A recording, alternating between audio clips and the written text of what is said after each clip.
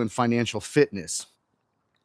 We got to get our pocketbooks in shape and our bodies in shape. And that's why we come here live 6:30 to 8 a.m. on YouTube, and we talk fitness and finance. And so it's designed to be a live Q&A for people that come on and want to ask questions about getting more fit, to uh, bettering their financial status in life. And, you know, freedom comes from being fit and healthy. As we know, when we're sick or injured, nothing works out very well in life when we're sick or injured. So I pray for anybody that is sick or injured out there, and I pray for you to be healed.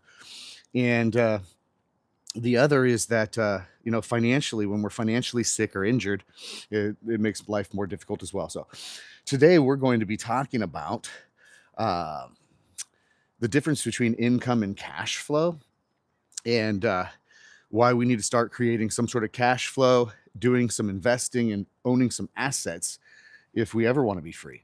Otherwise, we'll continue working till the day we die.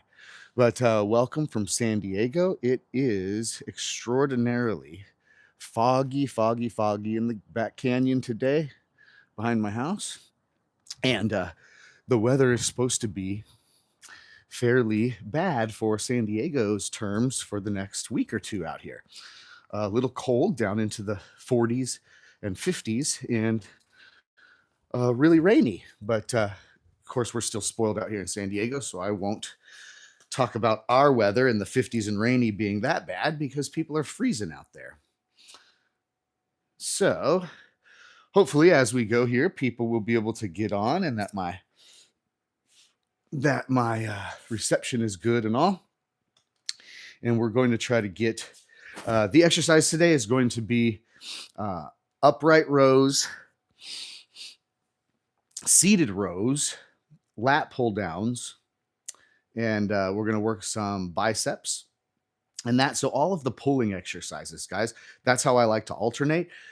So because of my schedule, I have a certain operation with my workouts throughout the week.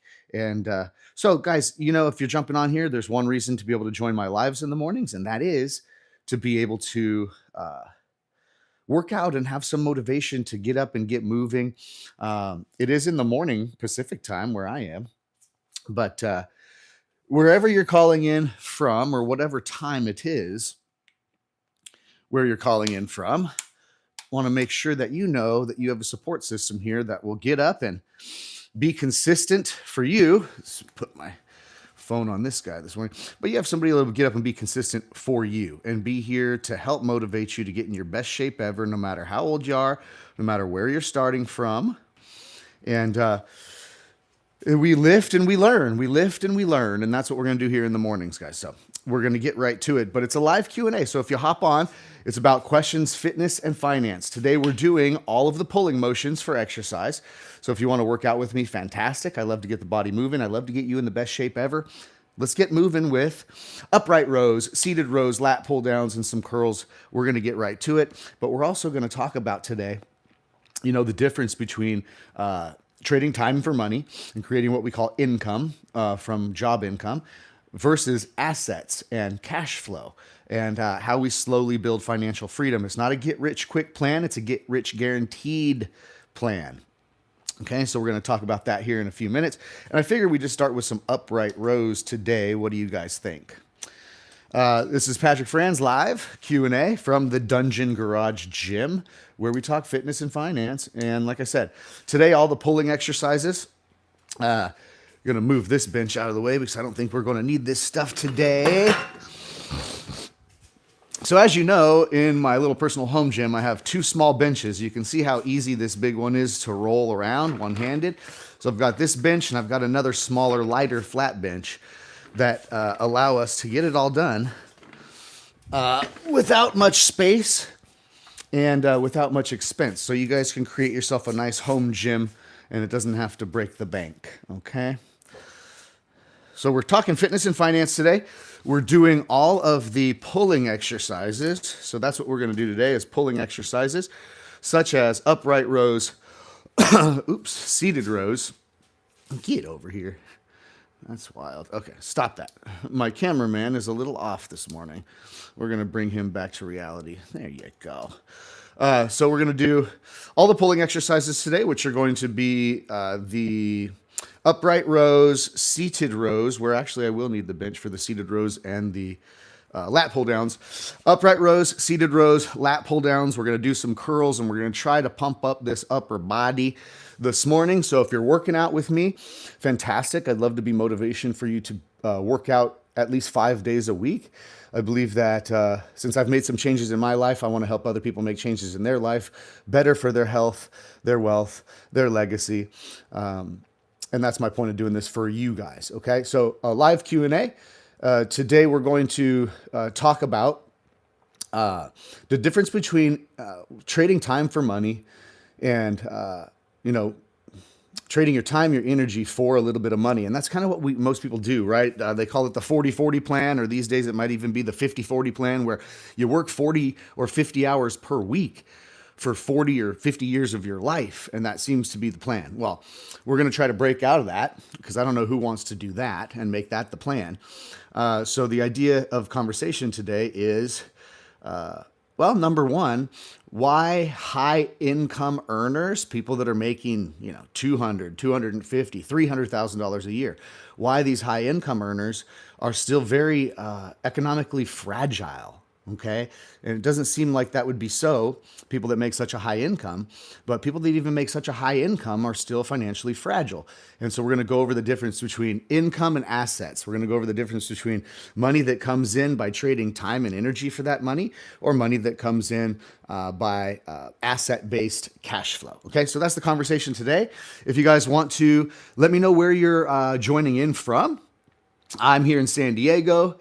And weather's been so nice out here, but now we've got fog. We're going to get some rain. We're going to get some cold. So if you're on, go ahead and tell me where you are calling in from. And we're going to do a little warm-up set with an Olympic bar of these upright rows to get the shoulders and the biceps going. And good morning. Self-confidence. That's a great name. Self-confidence is key, isn't it? Good morning. Welcome from Miami. So you guys are 3 hours ahead of me? You're already getting into the early afternoon or mid-afternoon out there. We're building some apartments out there in Palm Bay, which I heard actually on the space coast of Florida. I heard that they have really good waves right now, which is kind of rare for out there. Usually really small waves out in Florida, and they have been having some swells out there, which look pretty cool. I've been watching on social media. Guys are actually getting little barrels out there and everything. So stoked for the surfers of Florida. Do you know where Palm Bay is?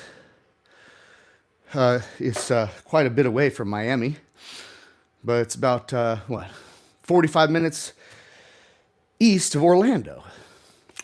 So we're building a 32 unit and a 48 unit apartment building out there. And so welcome in from Miami. But we got one warm-up set done of the upright rows. Just for a little warm-up. Guys, we're doing pulling exercises today. Physical fitness and financial fitness with Patrick. Live Q&A. Today we're doing upright rows, seated rows, lat pull downs, and some curls. If you have questions on the exercise, questions on how to build a small little home gym like I have here in my dungeon garage or any of that, feel free to chime in. But also we're going to talk about, like I said, the difference, guys, between income and cash flow. Difference between earned income, where you trade your time and energy for money, or asset-based cash flow, where kind of money works for you while you sleep. Big difference, and I believe that everybody has to start achieving some kind of ability to build cash flow and to build leverage and to build investment over time, no matter where we're starting from or how much money we think we have or don't have.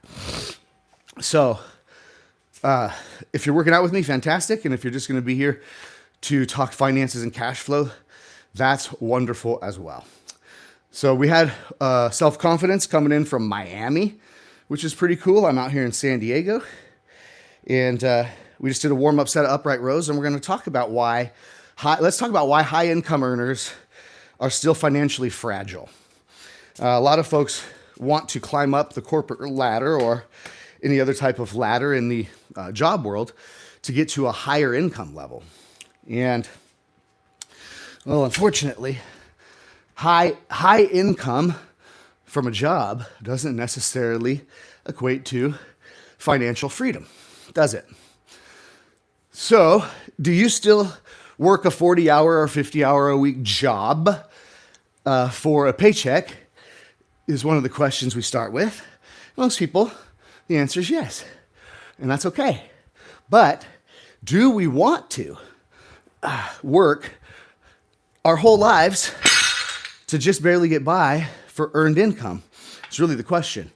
So if you read books like The Cash Flow Quadrant, which written by Robert Kiyosaki, it shows the difference between earned income and asset-based income. And so let's talk about that. Why do high income earners still remain financially fragile? People that get up into the $200,000 and $300,000 per year high income level, why are they still financially fragile? I have a story I'll tell you. If you don't have your own story to tell me in the chat, but why are high income earners still financially fragile? People that make $200,000, $300,000 a year, this kind of high income level, why are they still financially fragile? This is the question. Why do you think people who have high incomes are financially fragile still? Put that in the chat. I'd like to know what your opinion is. Today we're doing some workout, guys. So if you want to work out with me, fantastic. Be your motivation to move and get in better shape in the mornings physically. We also talk about how to get ourselves in better shape financially here. So the question is, why are high income earners still financially fragile? People that make $200,000, $300,000, $400,000 a year, $500,000 a year income, why are they still financially fragile? Yes, ProFact 22 comes in with lifestyle creep. So lifestyle creep, like I don't want to mispronounce that, but Professional Oak 22, Prof Oak 22 says, yeah, the lifestyle creep. So that's one huge thing, guys, is the lifestyle creep.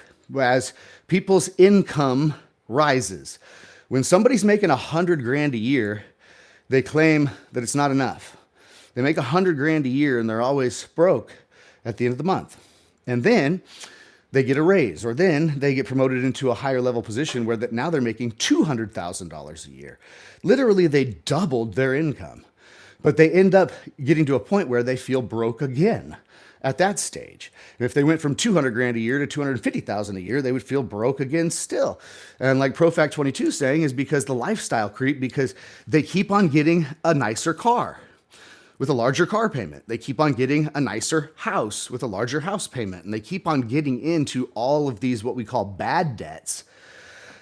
And literally giving away, based on bad debt, giving away future hours of production that they haven't even produced yet. That's bad debt. So we talk about lifestyle creep, that's huge. Because there are just too many people the economy can't support, so resources is stretched thinly. That's certainly not the truth. That certainly is a misnomer, but that's certainly not the truth. The economy can definitely support enough people and wealthy people. There's enough room for everybody. Most people are not willing to do what it takes to become wealthy, not willing to do what it takes to get off of earned income and wasting time for money. Most people are not disciplined like the wealthy. So each and every one of you who are on this call have the ability to change the game and become wealthy if you want to. There's plenty enough resources for anybody to choose to do that. But that's true, the Desi Arnaz. The Desi Arnaz is on my live. Wow, I must be blessed. Desi Arnaz, you guys, is my mentor in the note space, who taught me how to do the paper business and not the real estate business. So Desi Arnaz is on my live, the famous. And Desi says their income is dependent on their personal efforts. And this is true. So we were talking about today, Desi, why people even that have high incomes at $200,000, $300,000, $500,000 a year are still financially fragile. Prof 22 said the lifestyle creep, that people keep on increasing the amount of money they spend per month on their cars and on their houses and this, and they keep elevating every time they get a raise. So that's one of the reasons, is the lifestyle creep. As Desi said, because their income is dependent upon their personal efforts. So let's talk about that financial fragility, okay? If all your income is based on your personal efforts and trading your time and energy to get that money, it's fragile, right? It's one step away from being a disaster, because what happens if you get injured? What happens if you get sick? What happens if the ability for you to go out daily and do that energetic time for money trade happens to go away? Have you thought about that? Is your family going to be okay if you can't go out there daily and earn that income? So it makes things very fragile. Very fragile. Yes, P3P says invest in gold and silver. It's always good to invest in God's money. Three Light Traveler, we are wealthy, sir. We are wealthy, sir, depending on your idea of wealth. That varies. But when you're financially free and when you can live the life you want to live, I call that wealthy. So we are wealthy. And hopefully you can get there too. So yeah, very fragile, guys. So lifestyle creep of people continuously getting a nicer car and a nicer house and a nicer this and a nicer that every time they get a raise is a death sentence, right? Always remaining sort of broke, feeling broke, although people are earning $200,000, $300,000, $400,000 a year. So lifestyle creep is definitely a problem. Desi was talking about then the income being dependent upon personal efforts. So some families and households are just one income households.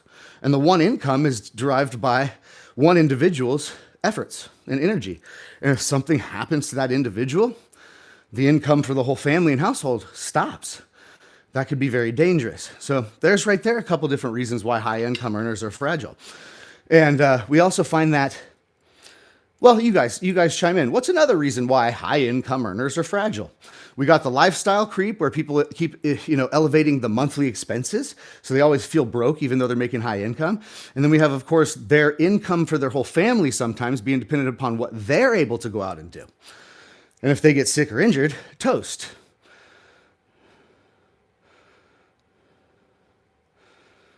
So what do you guys think? What's another reason why people may be financially fragile even though they make a very high income level?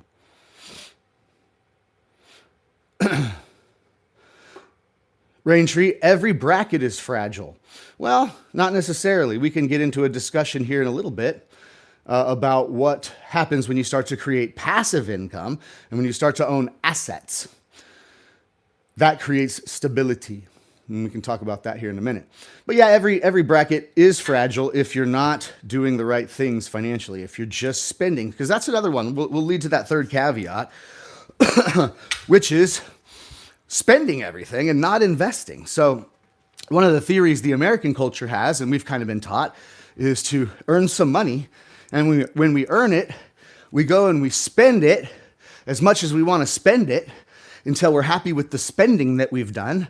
And then if there's anything left over after the spending, we might invest it, even though most people don't even do that. But the theory would be to get some money and go spend as much as we can and then invest what's left. And the wealthy may do the opposite. They may take the money they get and they may invest all of it that they possibly can and then spend what's left. So this overspending on things, we're such a consumer-driven society that, now we have Amazon and all this stuff, and we just spend the hell out of our money. Spend. What this does is it creates nothing for your future. And as we all know, things and knickknacks and, cars, these kinds of things, get old after a bit. And once you've had the things aren't that exciting to have anymore. Straight up. So we have a couple different reasons there. Now, if you're just hopping on, Physical and Financial Fitness with Patrick here, 6:30 to 8 a.m. in my garage dungeon gym. And we work out, we get physically fit, and then we also talk about financial freedom and wealth, how to build cash flow and that. So 3 Light Traveler, obviously, man, just don't have a clue, do you? But that's okay. I love to have some trolls on here that think they know, and they like to talk crap up against people on their lives. And I love you on here, 3 Light Traveler. That's why I don't have a mod and I don't block people out of here and that. But say something intelligent. Ask a good question. So we can make some good points here. Maybe you can be enlightened about something. Because my family and I are wealthy. We have about $30 million of real estate under management right now. I don't know what you've got. But to me, that's wealthy. We all grew up broke. So we're wealthy, we're doing big things, and we're trying to help others. If you have something positive to say on here, or you want to ask a good question, maybe be enlightened about something, because I'm not going to ask you to invest with me. I don't give investment offers here, bubba. At 45, is it too late to start, Andy? Of course not, man. 45 is young. 45 is young. 50's the new 30, haven't you noticed? My mentor, Desi, 72 years old, looks like he's about 55. No, it's never too late to start. Of course not. We all should have started earlier, though. That could be one regret we may have. But back to the financial fragility of high-income earners is because they didn't create, at any age, they never started creating this asset-based thought process. They never started investing their money rather than spending their money. Then they increased that lifestyle and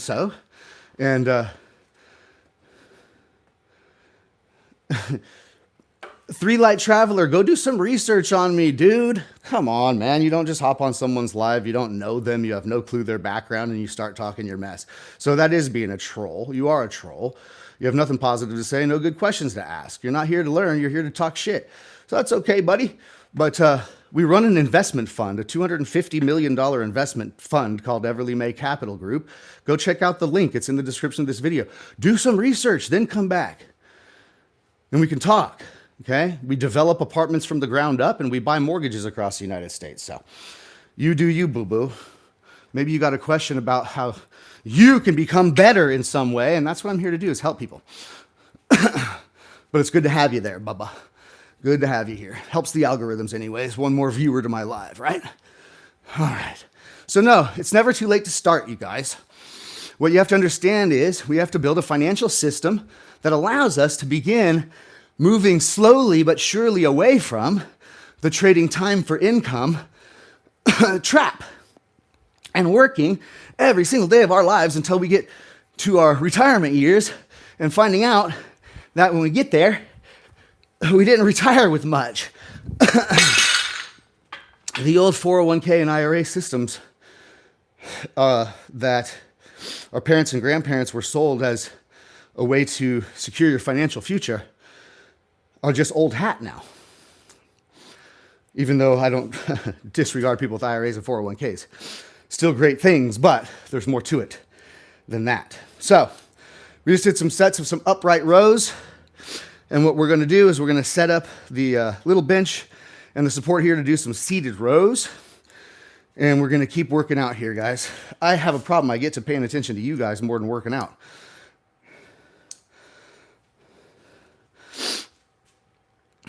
Yeah, we have an investment fund.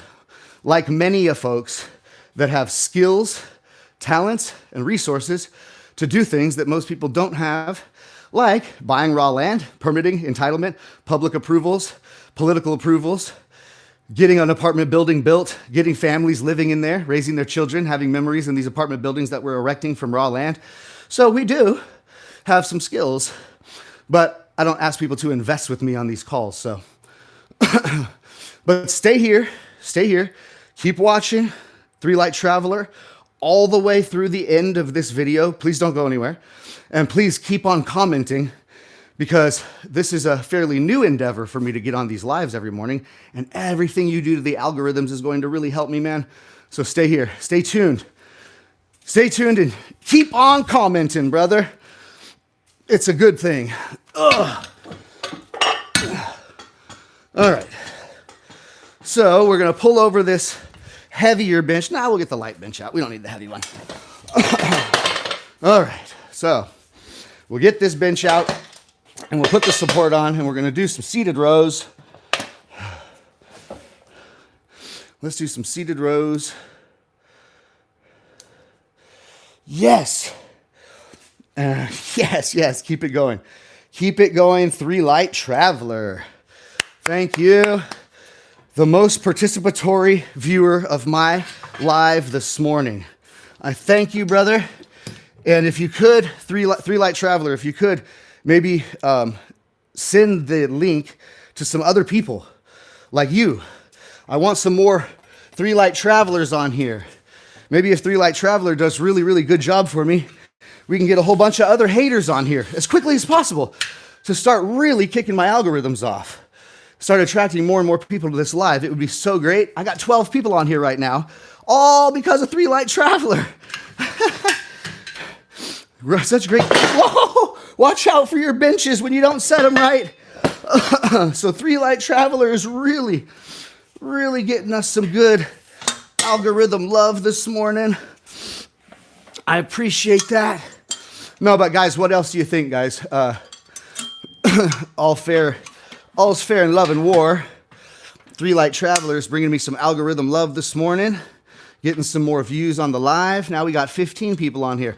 So if you're just coming in, guys, we do physical and financial fitness with Patrick in the mornings. And where we just work out together. We get in our best physical shape and financial shape. We've been talking about why high income earners are financially fragile and the difference between earned income and asset-based income, which would be more so considered cash flow. Yes, awesome. Stay here, three light traveler, and keep it going, my brother. Keep it going for me, man. I love it. Love it. What do you guys think? So earlier we had the lifestyle creep where people start making more money, they get a raise, they get a better position, they're making more money, and they continue to increase their lifestyle with the nicer cars, the nicer houses, the bigger this, the bigger that, and kind of remain cash poor or broke at the end of each month, even though they're making great money. So that's one reason. The other reason is just trading time and energy for their money. So let's say it's a one-income household, and someone gets sick or injured that is responsible for that income, and that income stream stops. That's very dangerous. So we can call it one stream of income that is time and energy based and derived. That could be also dangerous or fragile, okay?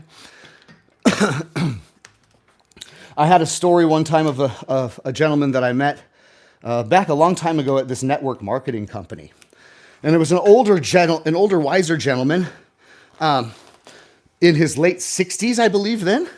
And he had been working for a very large, well-known corporate company for about 25 years. And had made a very good income. I think back then, guys, which was like 25 years ago or so, this gentleman had been making about $225,000 a year at his corporate job. Was well respected, been there for years, had tenure, the whole thing.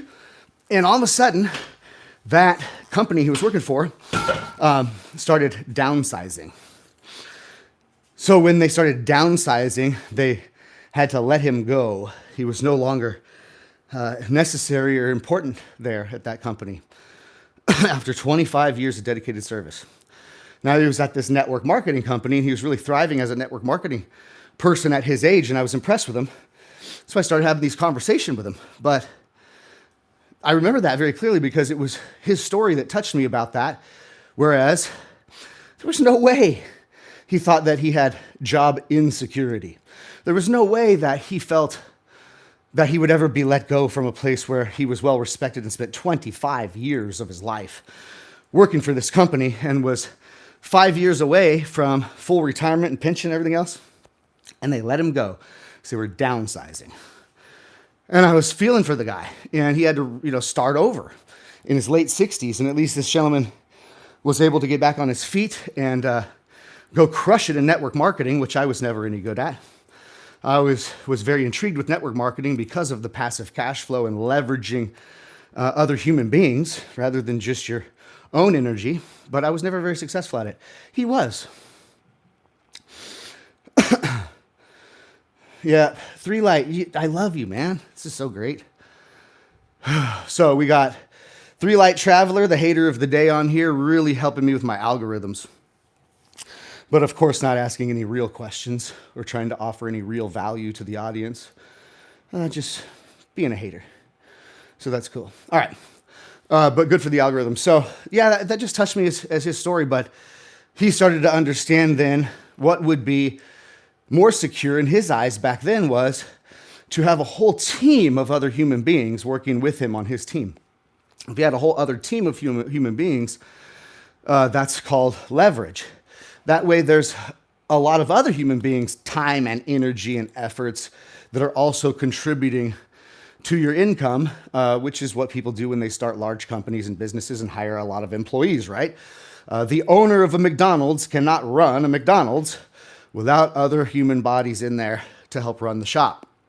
So that's one thing. And so let's talk about this investment mindset real quick so that we understand you can start at any age and it becomes a system in which can set you financially free eventually.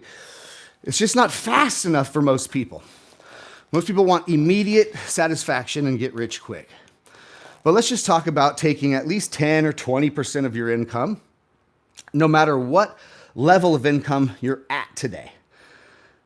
But we need to try to figure out a way to take at least 10 or 20% of our income, in which we're trading our time for money to get, and start investing that.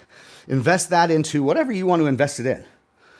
I don't give people investment advice, and nor, as Three Light Traveler, the hater, would like to think, I'm not asking people to invest with me on these calls at all, even though I do have an investment fund.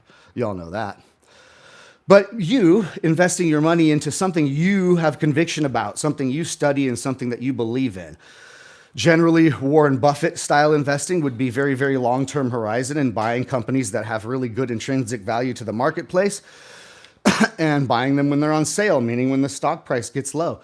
So there's cryptocurrencies out there. People are into Bitcoin and those kinds of things. But don't care what you invest in, but are you taking 10 or 20% of your earned income and at least putting that into other things that are going to create wealth and cash flow for you is the question.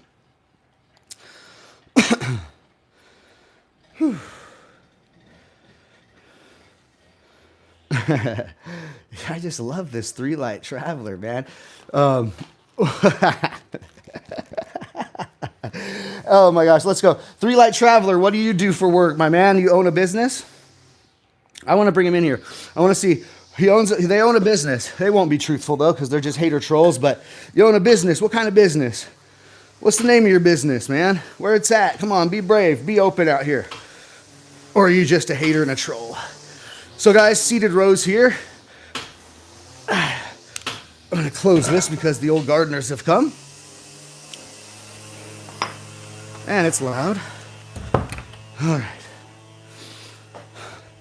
Our gardeners come to do our front yard on Thursday mornings. I forget, and it gets kind of loud. So hopefully the sound cancellation on my mics are going to be good here.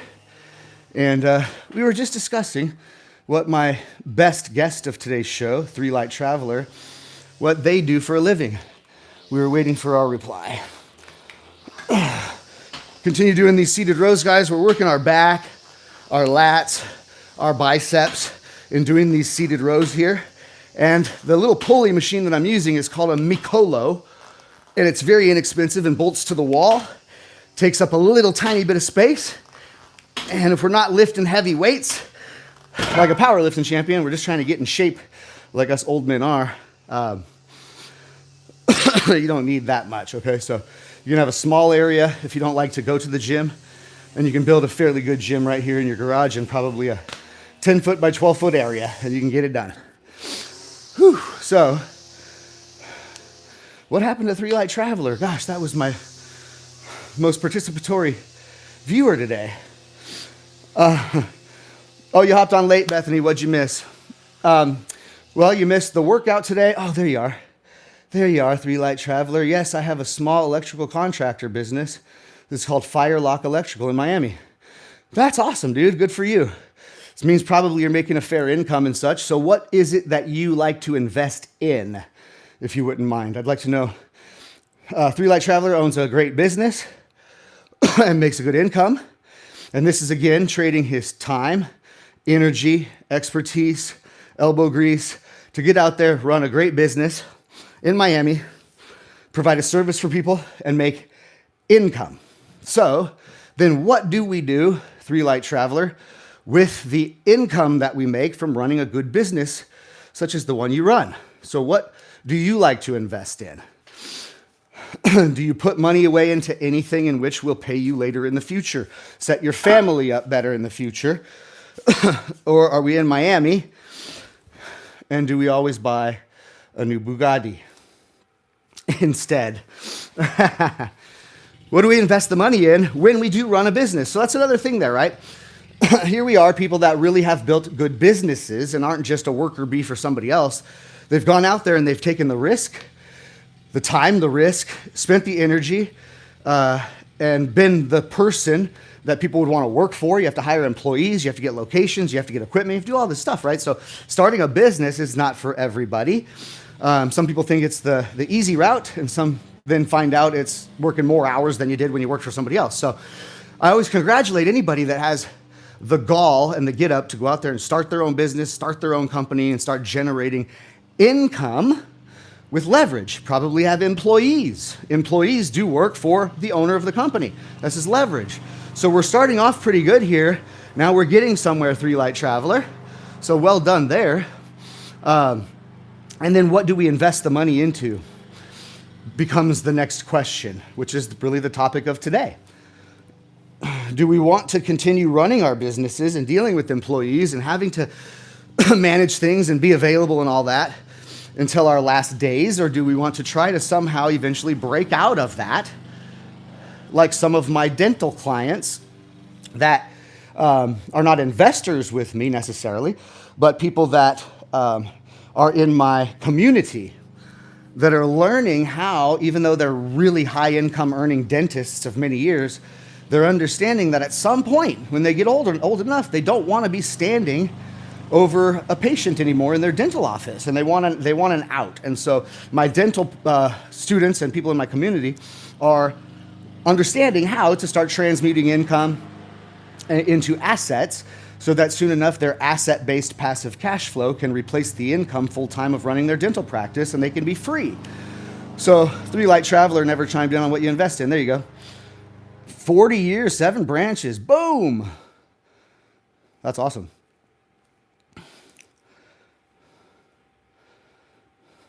The Mercedes behind me is not a money pit. I drive it 2,400 miles per year. But it does sound like you know everything, Three Light Traveler. You must be a psychic. But what do you invest your money into? If it's a family business and it's been around 40 years, then that means you didn't begin that business. You weren't the founder or creator of it. You work for it, right? Well, that's good. So family-owned business, that's awesome. But what do you invest your money into? That's the topic of today. So I'm not teaching people how to start a business and run a business, because that's, once again, trading time and energy for income. Trying to tell people how to transmute, get assets that pay them so they don't have to work anymore for the money.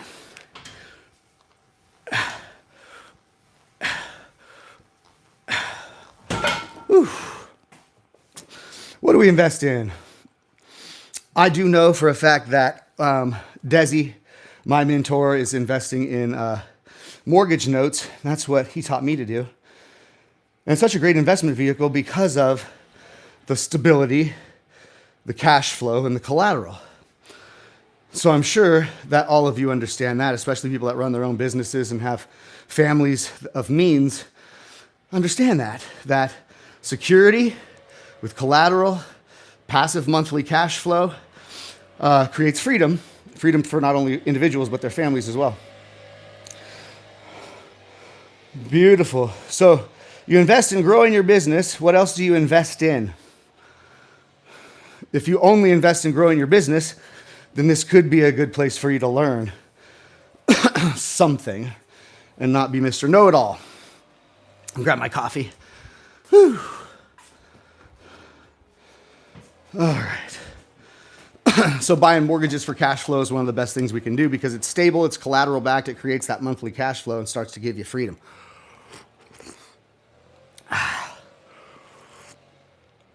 I'm sure if your dad was a business owner like that, your father and your family probably understood trust structures. You probably have a family trust in place.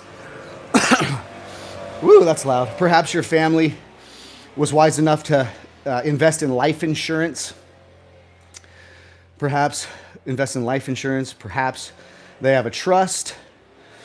And I'm certain that they had those things in place. I'm sure your father was probably investing in more than just the business.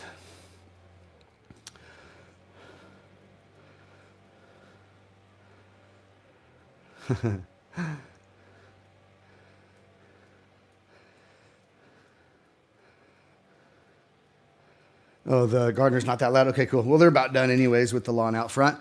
But let's go back to that, right, guys? So what happens if we are just only trading time for money is that we'll continue to do that till the day we die. So what do we invest in? Let's talk about it. We can invest in growing our businesses. Absolutely. Businesses create earned income. Income doesn't create freedom. Income is a time trap. Income is a responsibility. We have to manage companies, employees, put out fires and all those good things. It's certainly not passive. What can we invest into that creates stability and passivity for ourselves? And of course, mortgage notes is one of those things. How about inflationary versus deflationary? Businesses grow and businesses create income, but also inflation happens. So the income produced by businesses has less spending power year after year after year. So unless the business is growing at 20%, 30% net income per year, then the business is losing as well. Businesses are losing as well because things are being inflated like crazy right now. And inflation is silent theft. So, yeah, Bethany says, 3-Light Traveler really seems to know it all. That's okay. That's okay. Some people do think that, and some people aren't humble enough to listen to anybody else. And that's okay. It's all right. Like I said, Bethany 3-Light Traveler ain't doing bad. Got a business, thriving, good income, family business, took it over from his daddy and all that good stuff. He's doing fine. Which is why I don't even know why 3-Light Traveler would remain here on my live feed this whole time, giving me algorithm love, putting 27 comments in the chat and all this. This is great for me, so I don't know. If you're not here to learn or be positive, I don't even know why you'd stay here. I guess 3-Light Traveler doesn't have too much going on with that family business. Not very busy. Always chucking around. What's up? I don't talk politics here. Ralph, but we talk fitness and finance, and we're just talking the difference between asset-based cash flow versus energy-based income. It's kind of the subject for today, and why people even who have high income, people making $200,000, $300,000, $400,000, $500,000 a year, oftentimes elevate their lifestyle, buy way more expensive stuff, don't invest any of the money, just spend it, which doesn't create any type of financial future, and then are fragile based on the fact that they run their business. They manage the employees.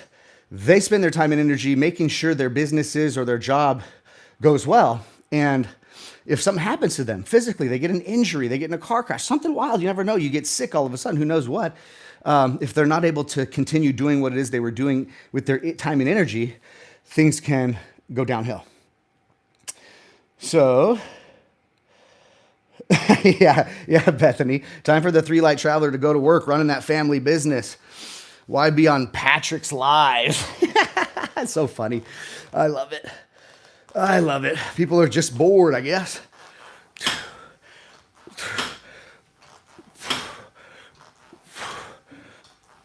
We're doing some seated rows here, guys. We did some upright rows. We're going to do some lat pull downs and some curls. And we're talking about cash flow, right? Maybe read the book Cash Flow Quadrant. The Cash Flow Quadrant's a book by Robert Kiyosaki. And it's a good book. Most people were programmed to spend money to keep the economy going. So true. Always chucking around. Says most people were programmed. There's the key right there. Most people were programmed, is the good key there, to spend and be consumers, to spend more money growing their business, which takes all their time and freedom away, and to spend on things that we don't even need. And this is the truth, for sure. And we weren't taught to invest, were we? We weren't taught to invest. We weren't taught how to build the proper trust structures for our family to protect our assets, to protect our wealth. We weren't taught how to ensure future generational wealth by what we can do while we're here alive. Because let me tell you something, the kids and the grandkids, a lot of times don't want to take over the business, the family business. They don't want to do it. What's up, NJ? Yeah, that's cool. NJ said, much love and respect for my YouTube short video showing my moccasin. So NJ has been coming on here, and I appreciate NJ. NJ's from an Indian tribe in Wyoming, lives on the reservation in Wyoming, and we had a great talk about Indian stuff, and I showed those moccasins. And what's crazy, NJ, is that after you do these lives, YouTube creates and cuts shorts out automatically. I didn't even do that.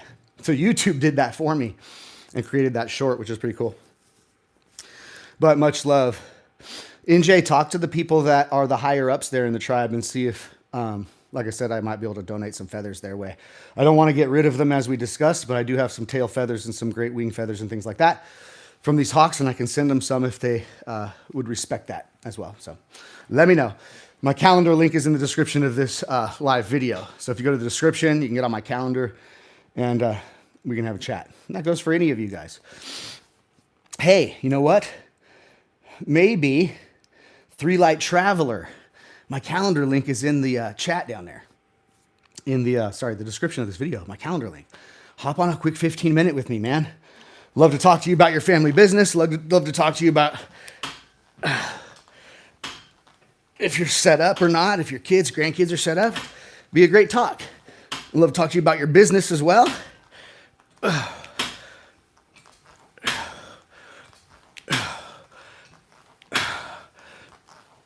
All right, that's enough of that. All right, so guys, we've done some upright rows. We've done some now seated rows, and it's getting a little warm in the garage.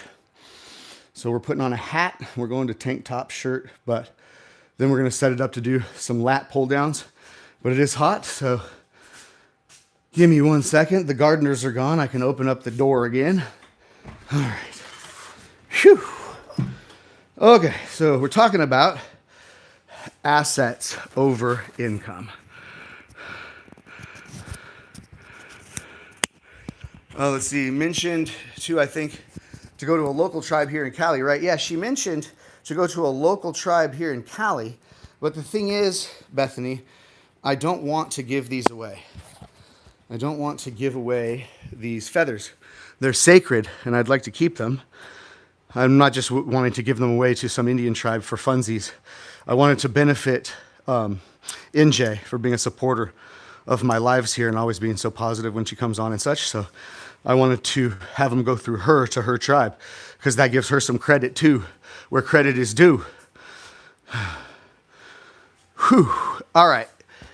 So we're getting it, guys. We're getting it. So let's talk real quick about deflationary assets versus inflationary assets.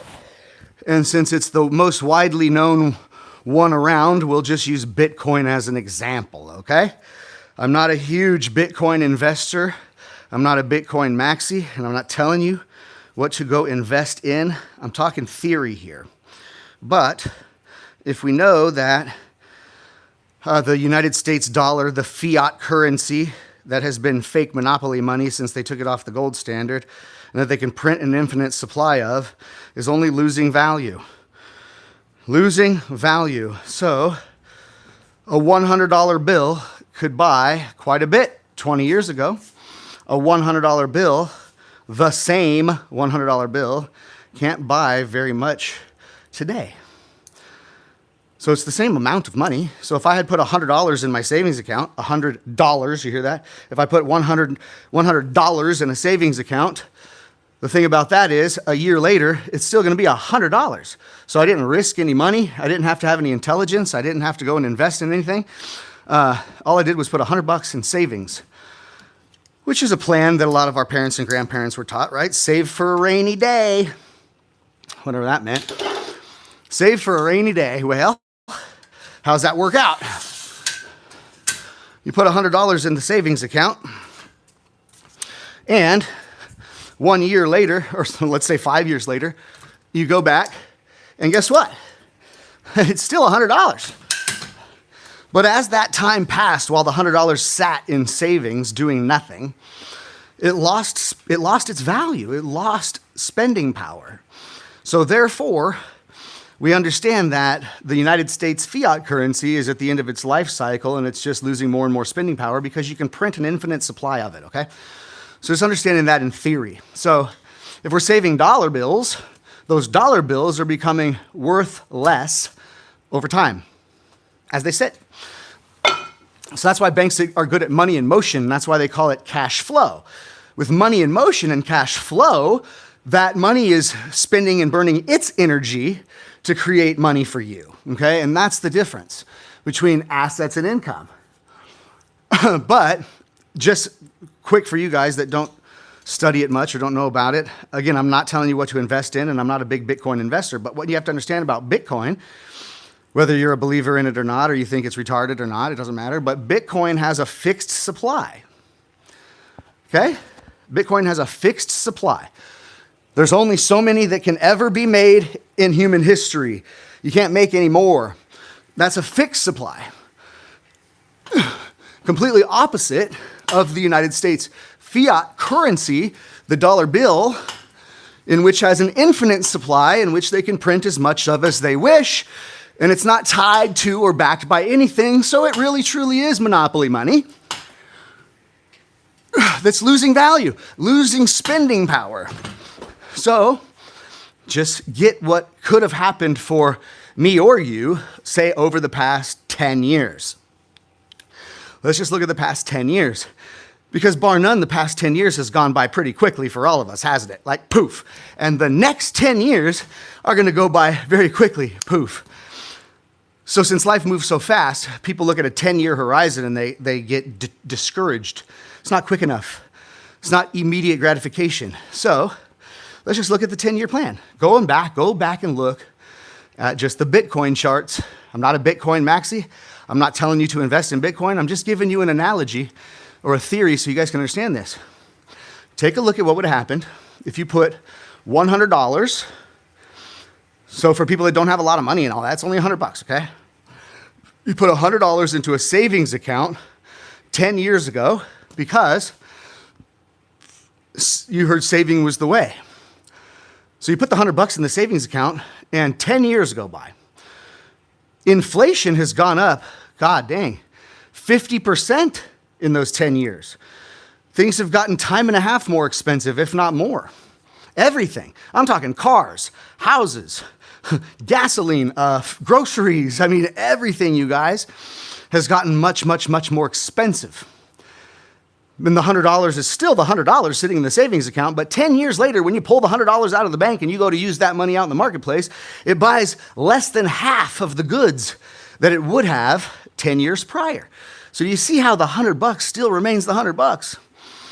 And that's the problem with earned income and trying to save money. It's a losing battle. But take this analogy, guys. You would have taken a $100 bill, $100, 10 years ago, which would have been 2016.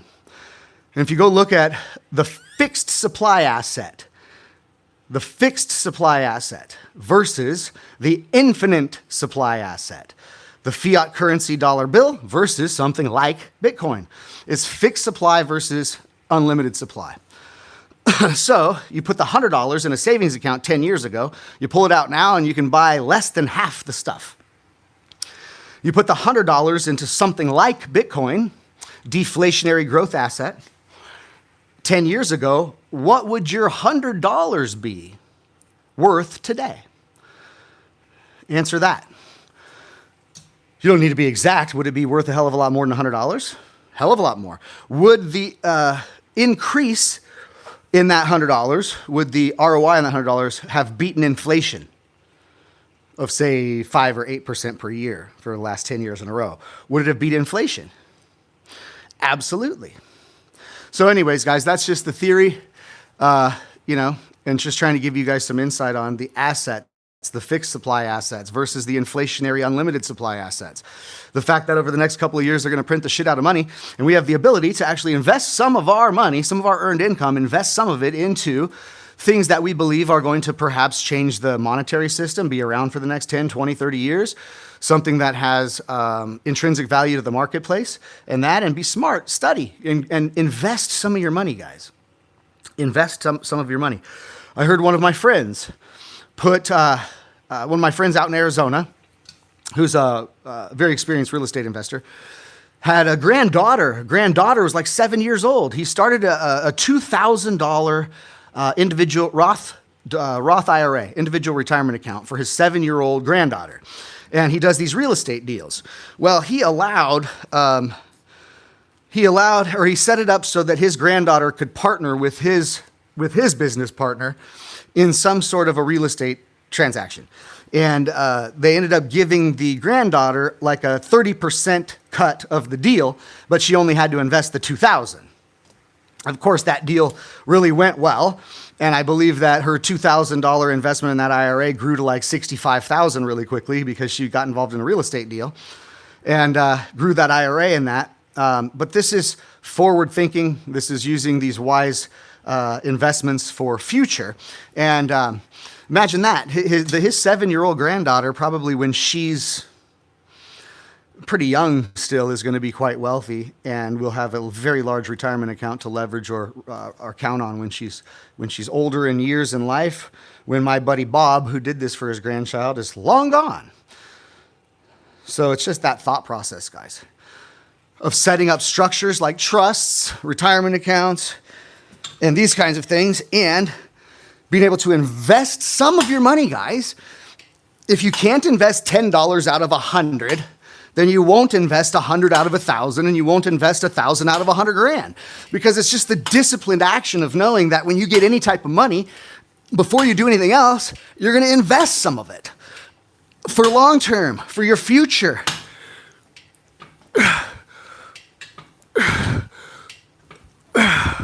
Oof. All right. Wow. So, guys, what we've done is we've done some upright rows. We've now done some seated rows, and we've now done some lat pull downs.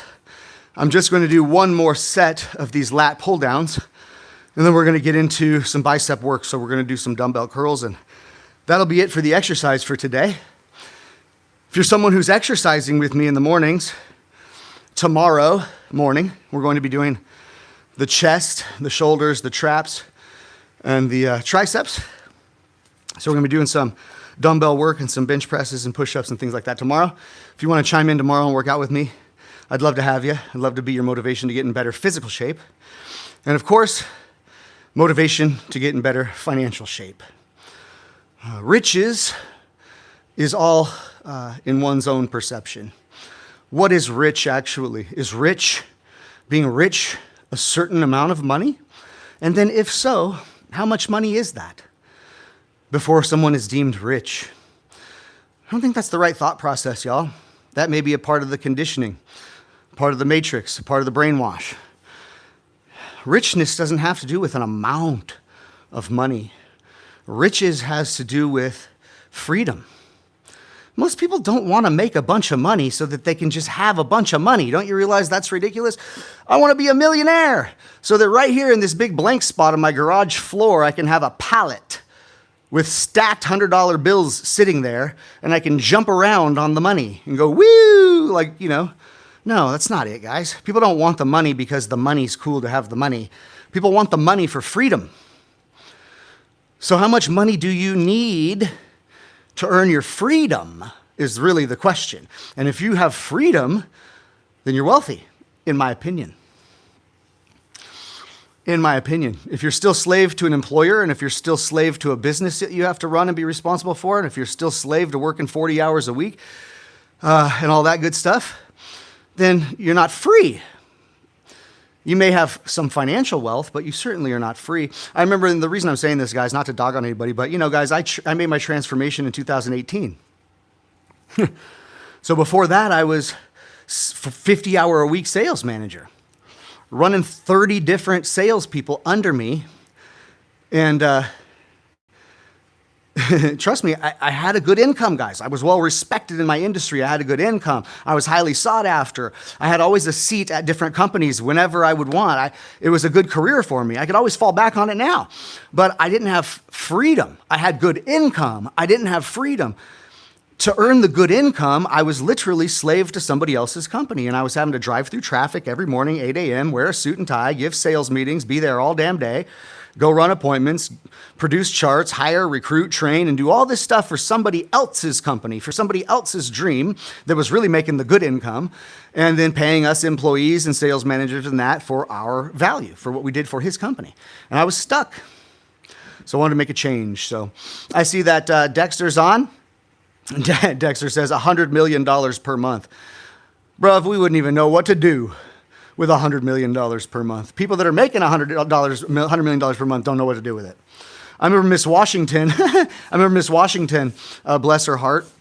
Miss Washington was an investor in one of my startup companies back in the old days.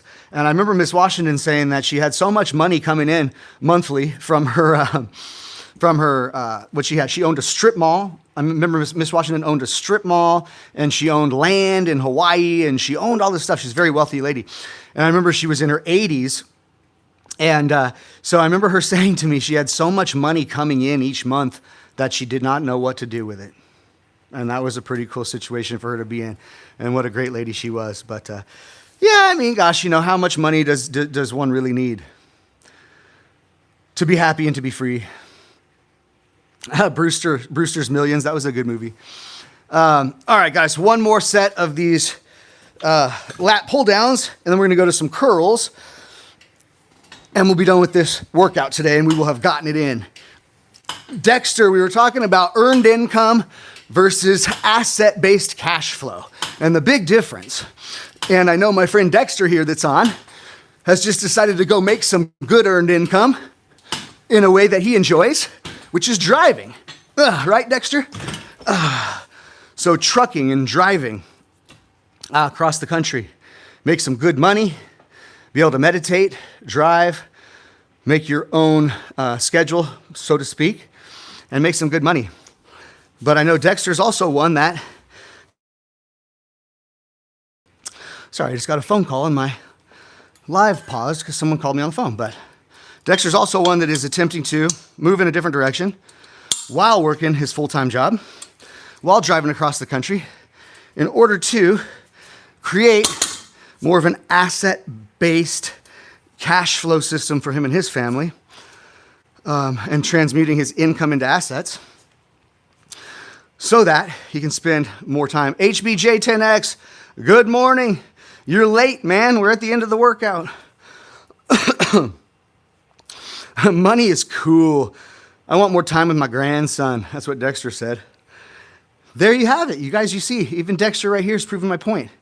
Money's cool, sure, but it's what money can do to free you up in your life that's really badass. Dexter wants to have the freedom, spend more time with his grandson. Now, what's so wrong with that? That seems a lot more natural to me than does working 50 hours a week for somebody else. Sorry, don't worry, HBJ10. I was just giving you a hard time. There's no time limit for when people show up and hang out with me on this live, but we are just ending the workout, so we're gonna just do some curls and get the biceps just really pumped up because they already are.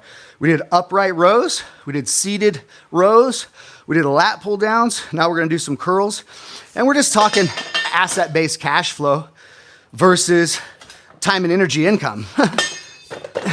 One can set you free, the other is a slave trap.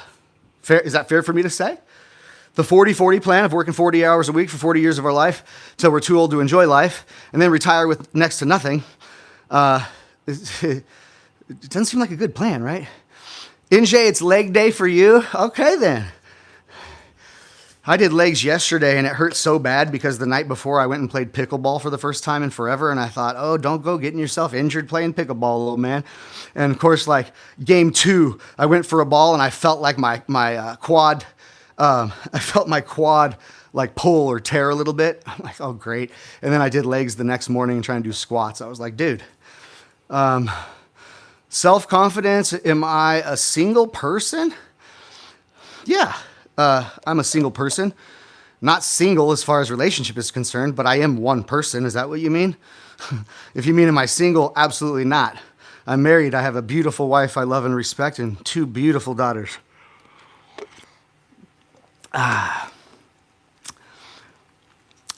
Oh, Dexter's teaching his grandson now to make money work for him. God, what a beautiful thing, man. Hey, Dex, how old is your grandson now? How old is Dexter's grandson for Dexter to be teaching these lessons to his grandson already, which is how to get money to work for you rather than the other way around? So awesome. 3 years old, dude. What a blessing. And what a blessed young child he is to have Dexter as his granddad as well. Great guy, great friend of mine here in San Diego. Well, not here in San Diego anymore, are you? Is ya? Driving around the country now, you are. But again, looking for freedom, right? So Dexter wants to spend more time with his grandson, his grandkids, and that. Why can't we just go ahead and spend more time with our grandkids? How come we just can't do that? Well, because we have responsibilities. Because we have bills to pay. So therefore, you have two choices. You can either get your bills paid by passive income that comes from assets, so your money's working for you all the time, and you can live the life you want to live, or the only other option, guys, because we have these bills to pay, can't get away from those, is that we have to go and continue trading time and energy for money on a consistent basis at a job, or we own, excuse me, adjusting this here, or we own a business that owns us.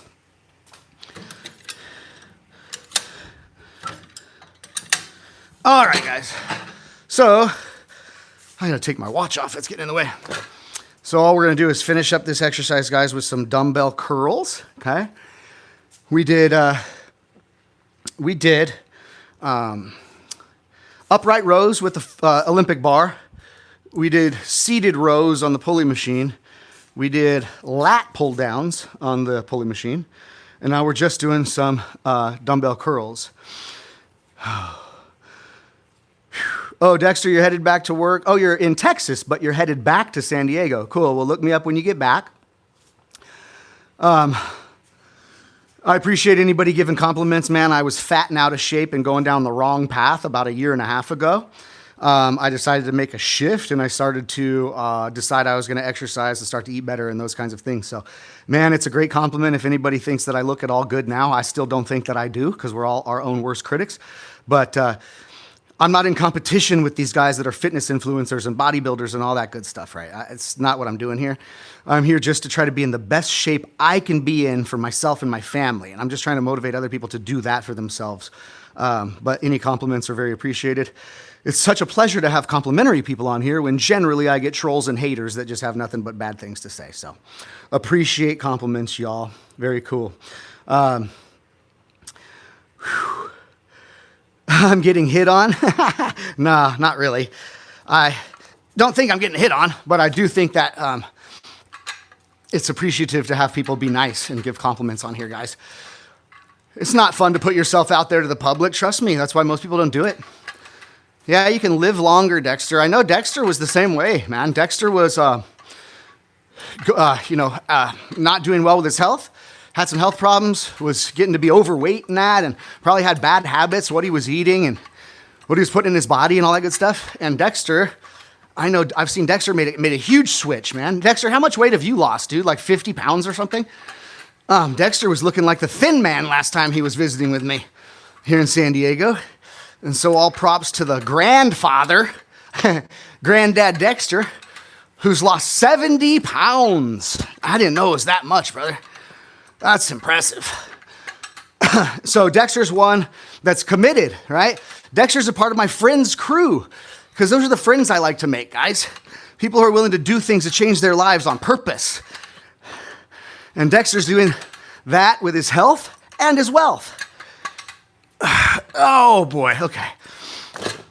I hate to get breathing too hard in my Bluetooth microphone for you guys, but this is physical fitness and financial fitness. So we've got to get our physical in shape. And we've got to have the energy. And We've got to have the confidence to go out into the world to do big things. And then you can do exactly what you do. Same thing you can do with your body, guys. You can do with your finances. Let me tell you what I mean. All you have to do is concentrate with consistency over time, and you'll get the results you're looking for. It's the consistency over time. So, has anybody ever heard of a get buff quick scheme? Anybody ever heard of a get buff quickly scheme? Sounds stupid, doesn't it? We've heard of get rich quick schemes. How come not get buff quick schemes? Because it just doesn't make any sense. You don't get buff quick. You don't lose weight quick if done the proper way and have it be sustainable.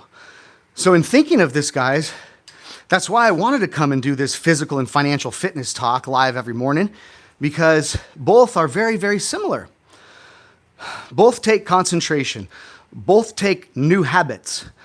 Both take consistency with these new habits over time. And you can change your physicalities. You can lose 70 pounds of unneeded weight like Dexter. You can change your physicalities around from being very small, slim, weak, meager, and fat. And you can change that to being more fit, more strong, more energetic. And this happens to do with over time, right? Many repetitions in weightlifting, they call it sets. How many sets did you do? How many repetitions were in each set? How many days a week did you do that? And for how long of a sustainable time period did you do that? That is the way people get buff. That is the way people lose weight. Same thing with your finances. A disciplined system over time, and having discipline, guys, it's hard for me to wake up every morning, come out here, set up the camera equipment, and get to talking while I'm working out. It's a pain in my butt, but I want to give value to people. And so I do it. And so if you push yourself past the BS and you just do it, and just do it consistently with physicality or with your financial situation, both will change for the better with that long-term consistency and a real system to it. Period. End of story. So I don't like to hear people sit around and complain about their financial situation when they're not willing to change habits, when they're not willing to change schedule, when they're not willing to do things outside their comfort zone, when they're not willing to get sore and feel bad at first because it hurts and that kind of stuff, guys. It's not easy. And when people complaining about being overweight, people complaining about not being buff enough, strong enough, people complaining about not having enough money, people complain. What are we doing to purposefully change that? Can we purposefully change it? Are we trees that are stuck and rooted, or can we make moves? Church, ooh, no, it's just facts, man. I mean, the hard part of it is the self-realization and to understand that that's really the truth. People don't want to hear that. People want get-rich-quick schemes just like they want to shoot up with Ozempic and all of a sudden go poof and be fit. It's not how it goes, guys. Systematic approach over time, okay? So that's just my message to you guys. And one of the systematic approaches that you guys should probably consider, okay, should be investing some of your earned income all the time, little by little, a lot of time, consistency over a lot of time will become something. It will grow into something. It will become more. It will beat inflation. It will be something that will benefit you, your future self, and perhaps future generations if done right. It's the folks that spend, keep increasing the cost of their lifestyle every time they get a pay raise. They don't invest. They don't understand inflation. They don't understand the devaluation of the dollar. They save money in a savings account rather than in investing into something that has growth potential. And these are all things that people are doing because we weren't taught a better way. So hopefully, yeah, Dexter, we had that conversation earlier. I said 10 to 20%. And not save it, invest it. We talked about not saving it, right? But Dexter said save at least 10% of your income. I say it's 10 to 20% of your income needs to be invested. And Dexter, earlier, I think before you hopped on, we talked about like deflationary assets and assets that produce cash flow and those kinds of things that aren't highly risky in that where you won't lose all your money. So definitely investing, guys. Invest because investments grow faster than income, okay? Most people aren't getting a 20 or 30% raise per year. Additional 10% for an emergency fund. Absolutely. And I recommend that anybody's emergency fund is invested in something that is easily liquidated, not just sitting in a savings account for a rainy day, losing its value by inflation. So, guys, we're going to be right back here tomorrow. Tomorrow, we're going to work pecs. Tomorrow, we're going to work triceps. We're going to work some shoulders and that. We're going to try to get one of my goals this year, fitness-wise, is I'm trying to grow my pecs. I want to have a little bit larger of a chest, fill that out a little bit. One of my goals this year, alongside all my financial goals. But I'm going to be here to support you if you're here to support me. So I appreciate all you guys. And I'm going to be back here tomorrow, 6:30 a.m. Pacific time. And we're going to do another session of physical fitness and financial fitness with Patrick. Appreciate my regulars, guys, Bethany, Dexter, NJ. All you guys are awesome. And I appreciate you guys. So if you guys want to work out with me, let me be your motivation to get it going 5 days a week minimum, whether it's just yoga, stretching, weightlifting, walking on a treadmill, whatever it is. But if I inspire you to be there every day, fantastic. I want to be your inspiration to do better physically. Financially as well, guys, is let's chat back and forth. I'm not the know-it-all whatsoever, but I do know a lot. And I have become financially free in the last few years of my life, and I have been able to do it with assets that produce cash flow rather than me having to drive through traffic every morning, 8 a.m. with my suit on to go give a sales meeting for somebody else's company. So I have been able to make a bit of a change, and I want you guys to be able to make a change as well. All my resources are down in the description of this video, even my calendar link. I'm always willing to chat with people and give any helpful advice I can, or even exchange some value. And so, guys, it's been a pleasure. Dexter, drive safe out there, and we'll see you guys on the next one. See you, ciao.